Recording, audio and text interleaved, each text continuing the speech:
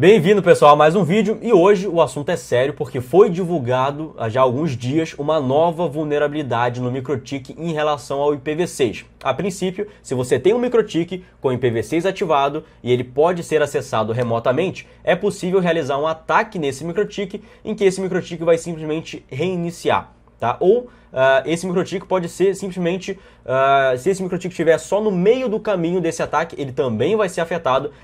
Ele pode esgotar toda a memória dele e pode reiniciar. E não tem firewall nesse momento que resolva o seu problema, né? Então é uma vulnerabilidade bastante preocupante, né? Nas últimas vulnerabilidades que tiveram, pelo menos eu não vi nenhuma ainda que não seja que você não consiga se proteger com um firewall propriamente dito, né? Dessa vez não adianta firewall, você continua vulnerável, a não ser que a MikroTik lance alguma versão corrigindo esse problema. Pelo menos é a informação que a gente tem até agora. Eu estou gravando esse vídeo aqui no dia 4 de abril, mais ou menos 1h da manhã. Então até agora eu vou falar o que a gente tem, o que a gente já descobriu em relação a essa vulnerabilidade. Eu ia fazer esse vídeo aqui, ele ia ficar um pouco maior, ele ia ficar, quer dizer, muito grande, né? Porque esse assunto nos últimos dias acabou virando uma novela, né? Então tem várias discussões em relação a esse tema. E se você está se perguntando assim, Sam, mas aonde que foi discutido isso? Foi enviado algum e-mail? Está no site? Onde é que está essa... onde é que foi descoberto essa vulnerabilidade? Tudo foi discutido aqui no fórum da MikroTik, né? Se você não acompanha ainda, você pode vir aqui no forum.mikrotik.com. É o fórum oficial, tá, da MikroTik, tá? Se você é uma comunidade, né, para a gente trocar informações aqui, já tem há muito tempo. Tudo foi discutido aqui na aba, no tópico General, né, que são assuntos gerais sobre RouterOS. Então, sempre que tem algum bug, sempre quando tem alguma vulnerabilidade, sempre quando alguém quer tirar alguma dúvida, vem aqui para o fórum, faz um post, a própria comunidade te ajuda e começa a trocar informações. No caso dessa vulnerabilidade foi da mesma forma. Aqui nesse tópico, aqui nessa aba aqui de assuntos gerais, foi criado um tópico para discutir em relação a essa vulnerabilidade. Então, se você ainda não acompanha que praticamente tudo sai aqui primeiro no fórum, né? Você vai conseguir ficar bem informado de todas as discussões. Se você quer participar, cria um login e senha aqui no fórum, tá? Totalmente gratuito, para você poder publicar, fazer algum post, se você estiver achando algum bug, se tiver com alguma dúvida, algum problema, pode postar aqui também, que geralmente a comunidade vai te ajudar e o próprio suporte da MikroTik está presente aqui sempre também para conseguir te ajudar. E aí o que aconteceu? Acabou virando uma novela essa vulnerabilidade, tá, nos últimos dias. Então eu vou simplesmente tentar dar uma resumida aqui e responder a 5 perguntas, né? Primeiro, como que essa vulnerabilidade foi descoberta? Qual o perigo e o impacto dessa vulnerabilidade, tá, nas nossas redes?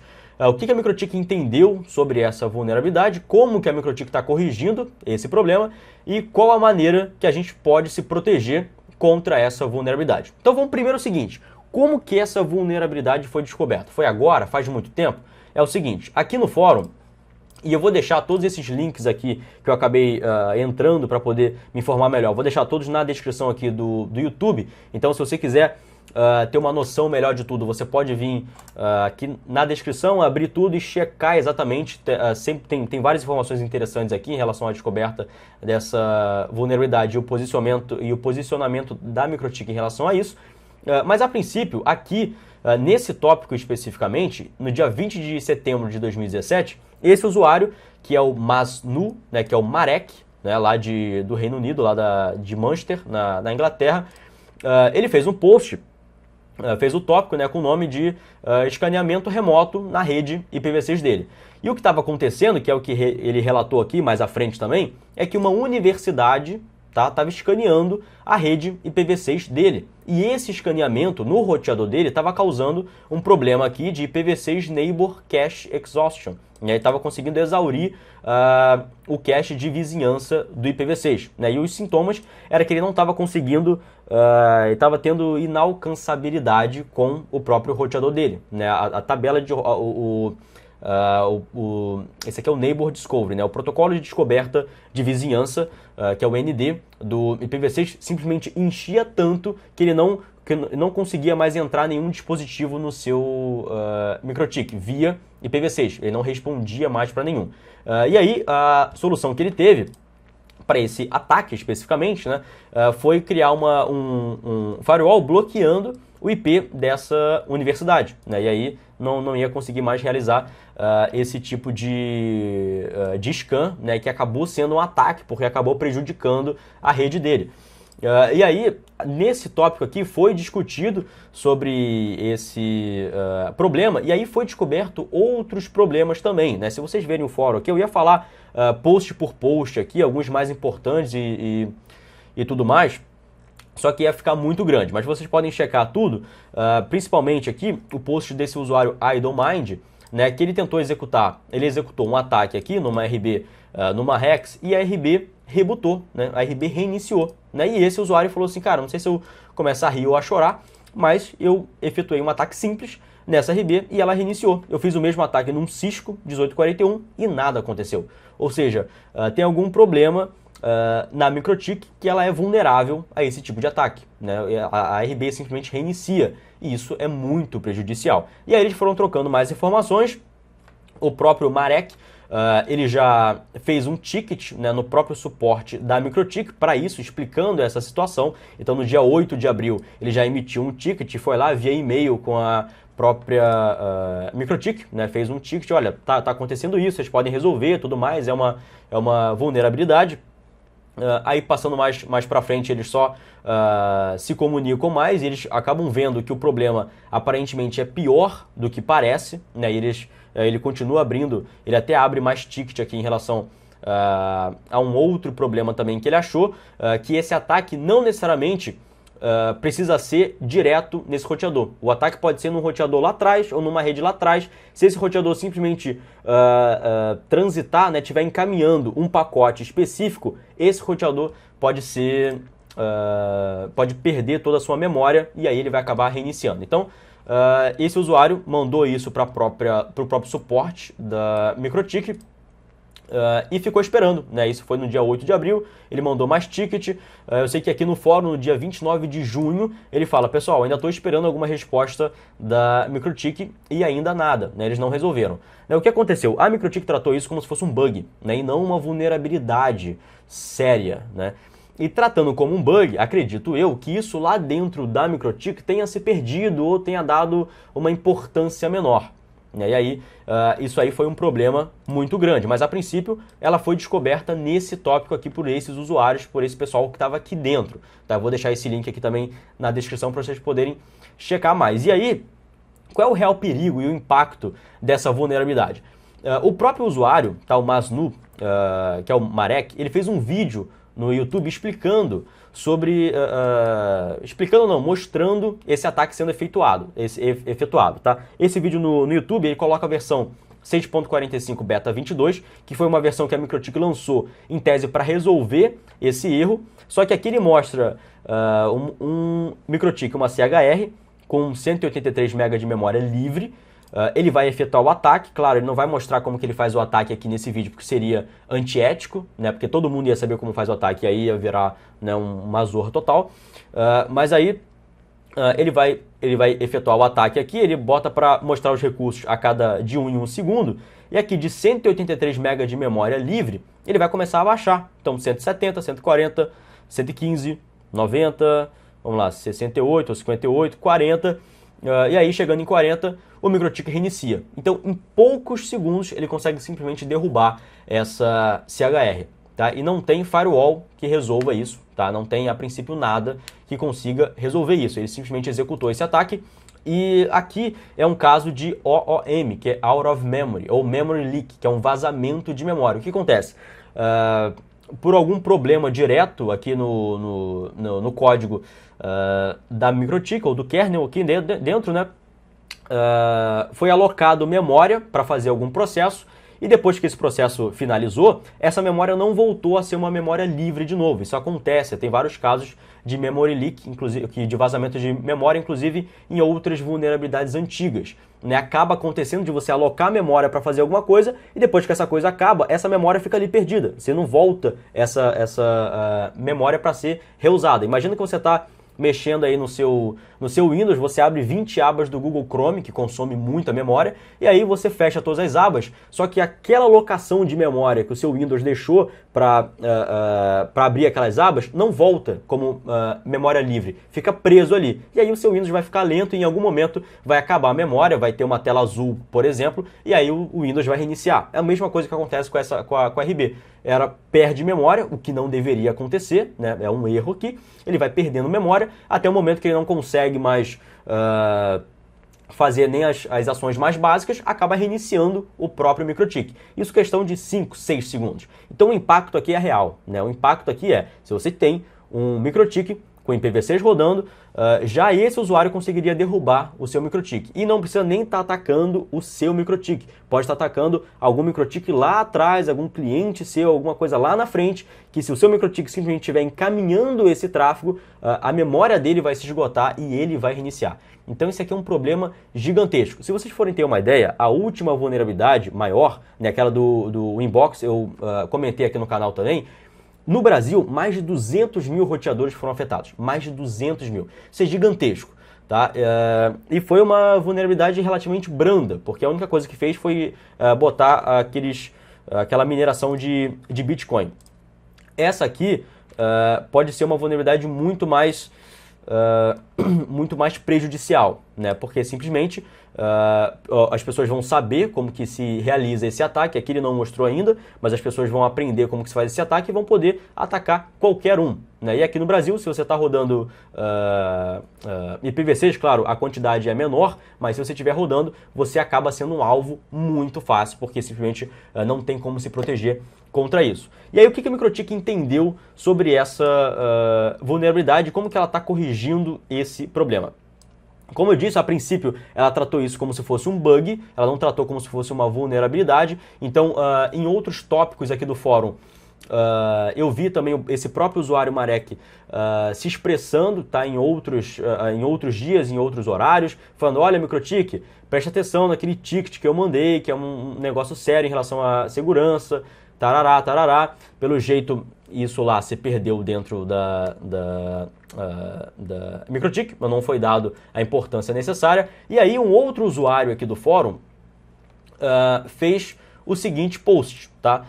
Esse post aqui com o nome UKNOF43CVE, tá? UKNOF é United Kingdom Network Operators Forum, tá? É o Fórum de Operações de Redes do Reino Unido. É um evento, esse número 43 é a edição 43, então vai ter um evento aqui, edição 43, e esse CVE é Common Vulnerabilities and Exposures, que são exposições e vulnerabilidades comuns, tá? Isso aqui é um registro que você pode fazer, tá? Tem um órgão que regulamenta isso, que se você encontra alguma vulnerabilidade em algum fabricante, você pode registrar isso de uma forma formal, avisar o próprio fabricante dessa vulnerabilidade para ficar registrado, para que ele consiga de antemão resolver esse problema. E aí esse usuário publicou aqui no fórum o seguinte: pessoal, eu descobri uma coisa nesse site aqui, especificamente, vocês sabem alguma coisa em relação a isso? Ele publicou só isso aqui, e esse tópico é o que mais teve pano para manga, né? E aí, entrando nesse site, o que acontece? Esse site é do evento, né, que vai ocorrer dia 9 de abril, e esse mesmo usuário, o Marek, vai dar uma palestra no dia 9 de abril, às 5h40, é uma palestra de 15 minutos, 5h40 lá, né, ele está na Inglaterra, são 4 horas de diferença, então vai ser mais ou menos 1h40 aqui, vai dar uma palestra lá de 15 minutos, dizendo como que ele efetuou esse ataque e quais são as vulnerabilidades que ele achou, né, realmente vai revelar como que ele fez. Então, a descrição dessa palestra é o seguinte: durante a minha pesquisa, né, eu encontrei o CVE 2018-19-298, ele registrou, né, essa vulnerabilidade, que é MikroTik IPv6 Neighbor Discovery Protocol Exhaustion, a exaustão do protocolo de descoberta de vizinhança do IPv6, e ele descobriu também um problema maior com a maneira com que o MikroTik manuseia os pacotes IPv6. Isso levou a uma outra vulnerabilidade, né, o CVE 2018-19-299, que não foi publicado ainda, e também não foi resolvido, apesar de a MikroTik já ter reconhecido esse problema, essa vulnerabilidade. Só que eles trataram como um bug, apesar de ele ter falado que isso é uma vulnerabilidade grave. E essa vulnerabilidade no RouterOS permite que alguém remotamente, sem precisar autenticar na sua RB, faça um ataque de negação de serviço. E aí, claro, reinicie a sua RB de forma muito simples. Isso não foi publicado até agora, até o Kanoff aqui 43, né, até esse evento onde ele vai palestrar e divulgar. E aqui nesse fórum, ele fala justamente isso. Ó, pessoal, eu vou fazer essa palestra porque eu já estou falando desde o ano passado que existe essa vulnerabilidade. A MikroTik não falou comigo nada, falou que ia testar, não resolveu tudo mais, então eu vou disponibilizar isso na rede, eu vou mostrar como que eu faço para ver se a MikroTik toma alguma atitude e se mexe.